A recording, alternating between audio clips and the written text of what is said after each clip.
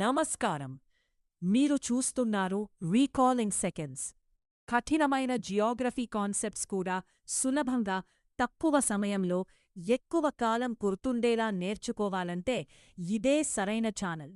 SSC, RRB, UPSC, APPSC, DSC, forest police వంటి అన్ని competitive exams కోసం ఈరోజు మనం తెలుసుకోబోతున్నాం. అంతరిక్షం నుంచి భూమి కనిపిస్తుంది. భారత మహాసముద్రంలో అలలు, ఓడలు, నౌకాశ్రయాలు, సముద్రజీవులు కనిపిస్తాయి. ప్రపంచ వాతావరణాన్ని ప్రభావితం చేసే సముద్రం. భారతదేశ ఋతుపవనాలకు ప్రాణం పోసే సముద్రం. ప్రపంచ వాణిజ్యంలో కీలక పాత్ర పోషించే సముద్రం. అదే భారత మహాసముద్రం. ఈరోజు మనం భారత మహాసముద్రం గురించి పరీక్షల్లో అడిగే ప్రతి ముఖ్యమైన అంశాన్ని డాక్యుమెంటరీ రూపంలో తెలుసుకుందాం. భారత మహాసముద్రం పరిచయం. భారత మహాసముద్రం ప్రపంచంలో 3వ అతిపెద్ద మహాసముద్రం. దీని విస్తీర్ణం సుమారు 78.5 మిలియన్ చదరపు కిలోమీటర్లు. భూమి మొత్తం సముద్ర విస్తీర్ణంలో దాదాపు 20% ఈ మహాసముద్రం ఆక్రమించి ఉంది. ఉత్తరాన ఆసియా, పడమరన ఆఫ్రికా, తూర్పున ఆస్ట్రేలియా, దక్షిణాన దక్షిణ మహాసముద్రమున్నాయి. మిగతా మహాసముద్రాల్లా కాకుండా ఉత్తర భాగంలో భూభాగంతో చుట్టుముట్టబడి ఉండటం భారత మహాసముద్రం ప్రత్యేకత. అధ్యాయం 2. భారత మహాసముద్రంలోని ముఖ్య సముద్రాలు. ఈ మహాసముద్రంలో అనేక ముఖ్యమైన సముద్రాలు ఉన్నాయి. అరేబియా సముద్రం భారతదేశ పశ్చిమ తీరానికి ఆనుకుని ఉంటుంది. ప్రపంచ చమురు రవాణాలో కీలక పాత్ర పోషిస్తుంది. బంగాళాఖాతం భారతదేశ తూర్పు తీరంలో ఉంటుంది. గంగా, బ్రహ్మపుత్ర, గోదావరి, కృష్ణ వంటి నదులు ఇందులో కలుస్తాయి. ఇంకా అండమాన్ సముద్రం, ఎర్ర సముద్రం, పర్షియన్ గల్ఫ్, మొజాంబిక్ ఛానల్ కూడా భారత మహాసముద్రానికి చేరిన ముఖ్య ప్రాంతాలు. అధ్యాయం 3. ముఖ్య జలసంధులు. ప్రపంచ వాణిజ్యానికి ఈ జలసంధులు ఎంతో ముఖ్యమైనవి. హోర్ముజ్డ్ జలసంధి పర్షియన్ గల్ఫ్ను అరేబియా సముద్రంతో కలుపుతుంది. ప్రపంచ చమురు రవాణాలో కీలక మార్గం. బాబ్ ఎల్ మండెబ్ ఎర్ర సముద్రాన్ని గల్ఫ్ ఆఫ్ అడెన్తో కలుపుతుంది. మలక్కా జలసంధి భారత మహాసముద్రాన్ని పసిఫిక్ మహాసముద్రంతో కలిపే అత్యంత రద్దీ సముద్ర మార్గం. సుండా, లాంబోక్ జలసంధులు కూడా ముఖ్యమైనవే. అధ్యాయం 4. సముద్ర అడుగుభాగం.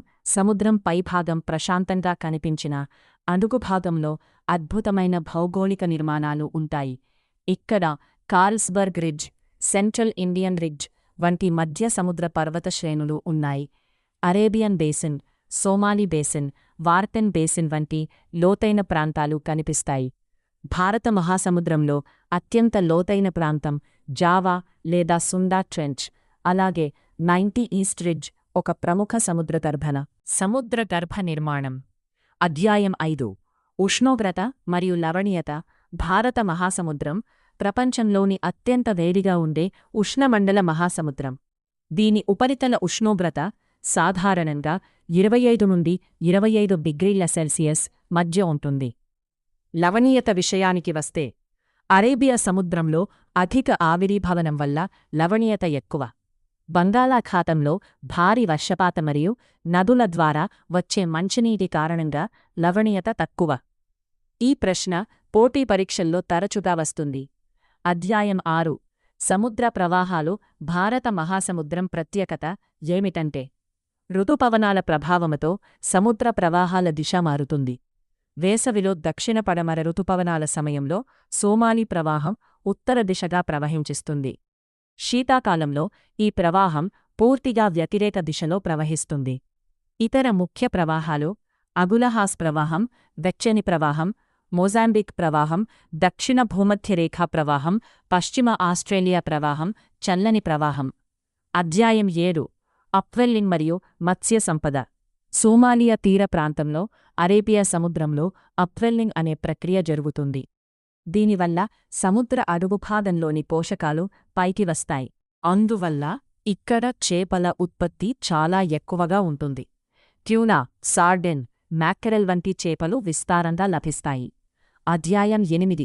ద్వీపాలు మరియు పగడపు దిబ్బలు. భారత మహాసముద్రంలో అనేక అందమైన ద్వీపాలు ఉన్నాయి. భారతదేశానికి చెందినవి అండమాన్ అండ్ నికోబార్, లక్షద్వీప్ ఇతర ముఖ్య ద్వీపాలు, మడగాస్కర్ అత్యంత పెద్ద ద్వీపం, మాల్దీవులు, సీషెల్స్, మారిషస్, శ్రీలంక, లక్షద్వీప్, మాల్దీవుల్లో అటోల్ పగడపు దిబ్బలు ప్రసిద్ధి చెందాయి. అధ్యాయం 9 సముద్ర సంపద. భారత మహాసముద్రం సహజ వనరులతో నిండి ఉంది. ఇక్కడ సముద్ర గర్భంలో పెట్రోలియం, సహజ వాయువు, పాలీమెటాలిక్ నోడ్యూల్స్, ఖనిజాలు విస్తారంగా లభిస్తాయి. అంతేకాకుండా మత్స్య పరిశ్రమ, పర్యాటకం, అంతర్జాతీయ వాణిజ్యానికి కూడా ఇది ఎంతో కీలకం. అధ్యాయం 10 వాతావరణంపై ప్రభావం. భారతదేశ ఋతుపవనాలకు భారత మహాసముద్రమే ప్రధాన శక్తి. ఈ సముద్రం వేడిని నిల్వచేసి వాతావరణంలోకి విడుదల చేస్తుంది. దీనివల్ల భారతదేశంలో వర్షపాతం ఏర్పడుతుంది. ఇండియన్ ఓషన్ డైపోల్ ఐఓడి కూడా భారత వర్షపాతాన్ని ప్రభావితం చేసే ముఖ్యమైన వాతావరణ దృగ్విషయం. అలాగే బంగాళాఖాతం, అరేబియా సముద్రాల్లో ఏర్పడే ఉష్ణమండల తుఫానులకు కూడా ఇదే మూలం. అధ్యాయం 11 పరీక్షల్లో తరచుగా అడిగే ముఖ్యాంశాలు. భారత మహాసముద్రం ప్రపంచంలో 3వ అతిపెద్ద మహాసముద్రం. ఇది అత్యంత వేడిగా ఉండే ఉష్ణమండల మహాసముద్రం. జావా సుండా ట్రెంచ్ అత్యంత లోతైన ప్రాంతం. అరేబియా సముద్రంలో లవణీయత అత్యధికం.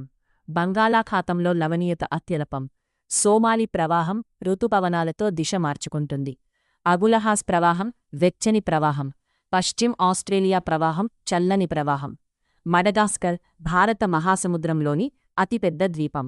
భారత మహాసముద్రం కేవలం ఒక జలరాశి మాత్రమే కాదు, ఇది వాతావరణాన్ని నియంత్రిస్తుంది, ప్రపంచ వాణిజ్యానికి మార్గం చూపుతుంది, కోట్లాది ప్రజల జీవనాధారాన్ని నిలబెడుతుంది, భారతదేశ ఋతుపవనాలకు జీవం పోస్తుంది. పోటీ పరీక్షల్లో భారత మహాసముద్రానికి సంబంధించిన ప్రశ్నలు దాదాపు ప్రతి సంవత్సరం కనిపిస్తాయి. కాబట్టి ఈ అంశాలను బాగా అర్థం చేసుకుని గుర్తుంచుకుంటే మంచి మార్కులు సాధించవచ్చు. ఇలాంటి మరిన్ని జాగ్రఫీ డాక్యుమెంటరీల కోసం మా రీకాల్ అండ్ సెకండ్స్ ఛానల్ను తప్పకుండా ఫాలో అవ్వండి. మళ్ళీ మరో ఆసక్తికరమైన అంశంతో కలుద్దాం.